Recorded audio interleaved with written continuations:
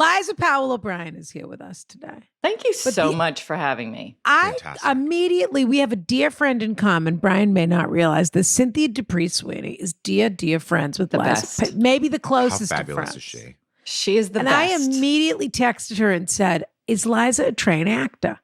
Is she a trained actor? Oh, because of what she's doing on the show. Her voice is so incredible on this podcast. That's very kind of you. She I am said, available. She said, I definitely don't think so.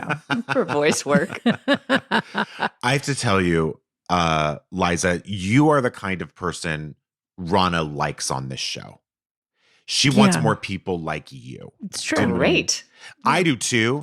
People that have an education, that sort of thing. People who don't sort of dumpster an advanced dive. degree. Yeah. Right, exactly. I like an advanced degree. This is really more of a salon today than it is a podcast. I will try to live up to that. They can fly on the wall. What it would be like to have lunch, you, me, Liza at the Mayflower Inn, that sort of thing. Yeah. Right. Please. Yeah. So Liza, dear. Yes. You're a playwright, of course. I am. Very successfully. Just had a production in Seattle. I did. Fabulous. Whidbey Island. Okay. It's Seattle adjacent. Is that where that restaurant was that got shut down? There was some reshrestaurant in the New York Times that said they were growing their own food, but they were really buying it from Costco, and it was like the most expensive restaurant in the world. Maybe that could have been Orcas Island. Okay, maybe. Or Lopez Island. I wonder where I think it was a different island. It's the best article. We'll have to go there. Yeah, we have. Yeah. Well, I wonder if it was still delicious. They probably just put a stick of butter and everything. That's all you really need to do. True. That's probably true. Yeah. So what made you start? What made you want to do the show? And so far, who's your favorite character? And then we're going to move. Well, I want to know a favorite little fact, because how big is your research team? It can't be just you. I know you're very busy.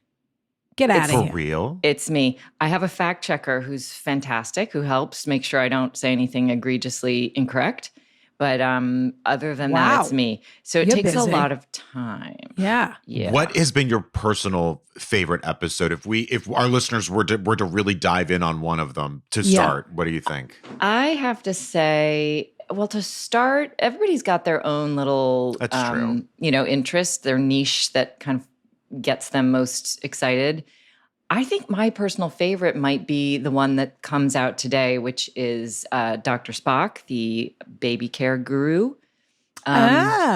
Because the story, he's fascinating in his own right. And then the story of their relationship, it's so tragic. And this is his wife? Yeah. Mm-hmm. And she...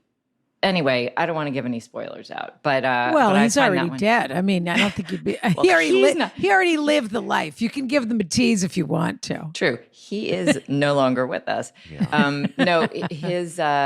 It's just that thing that tends to happen where he's this kind of gifted pediatrician who is very interested in psychology, and he sort of opens up the door to the entire world of psychological theory to the average parent.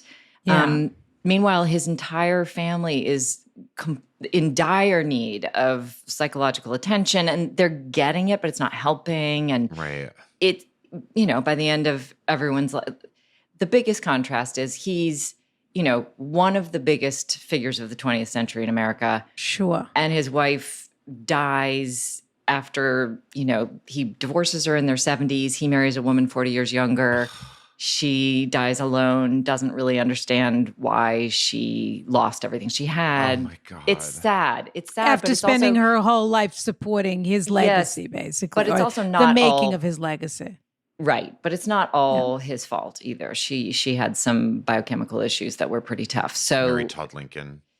Yes, not exactly in line with those. A little more in the addiction realm. Not a shopping addiction. I see. Different kind. So that's good. Did Mary Todd Lincoln have a shopping addiction? She could, honestly, Rana, you never saw her closet.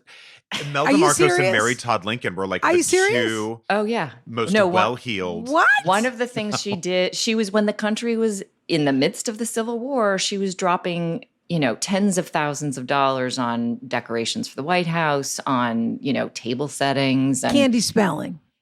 The candy spelling. She had a gift wrapping room. And then a month before he died, I did not know that. That's incredible. I need to read whatever that book is. Yeah. That's that's for me.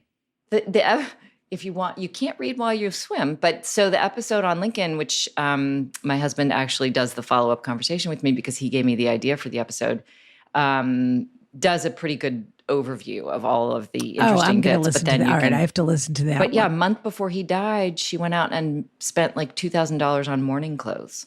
Which was like $2 million at that time. But a month before he died? Yeah. Huh. Presciently.